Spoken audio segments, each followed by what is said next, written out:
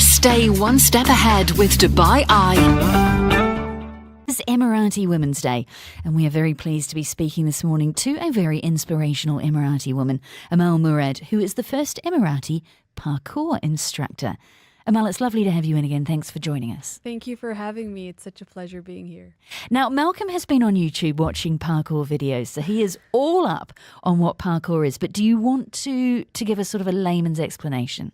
Okay, by definition, parkour is going from point A to point B in the quickest and most efficient manner. So basically, you're overcoming obstacles in your path, but you have to be creative with it. People tend to forget the innovative side of parkour, where you have to find a route in the place that you're in, and you use your environment as your playground, basically. Which is a fantastic metaphor for what we're discussing this morning. Yes. I think of it as people jumping over benches.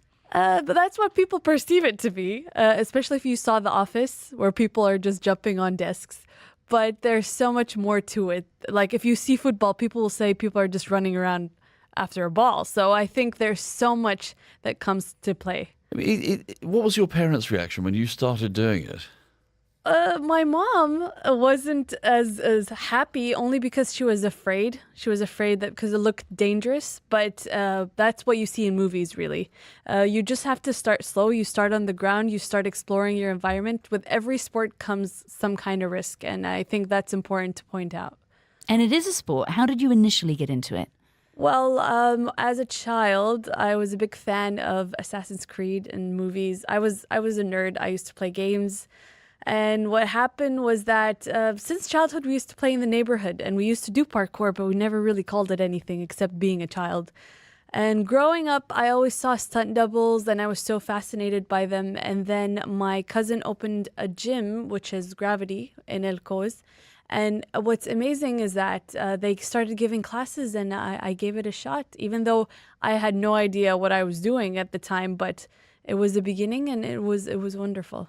So how do you move from doing something like that from fun to leaving your full-time job to make it your livelihood? Well, that's like a very long story. I'm going to summarize it as fast as I can. But basically, I was a graphic designer for almost 4 years in the corporate world.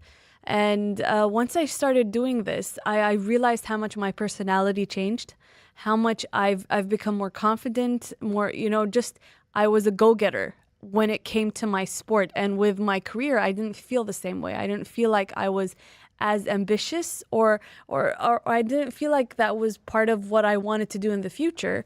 And I was giving so much as a coach. So I felt like that was my leeway of actually giving back to the community in a very different way than when I was in my full-time job. I didn't feel that. Did it feel risky, though, to give up a secure job in order to go off and be an instructor, where you're very much reliant on, more what the economy is doing, whether people think they can pay for instruction? It goes up, it goes down. It's not a set salary. For sure. But that's why, I always tell people, if you're going to leave your job, you always have to have a backup plan. So I still do freelance graphic design when things get tough and I feel like I'm not getting enough clients. I still have to go back to my roots, and I feel like people tend to think if you leave your job, that's about it. But I still use my talent to kind of, work on something just in case. Stay one step ahead with Dubai Eye.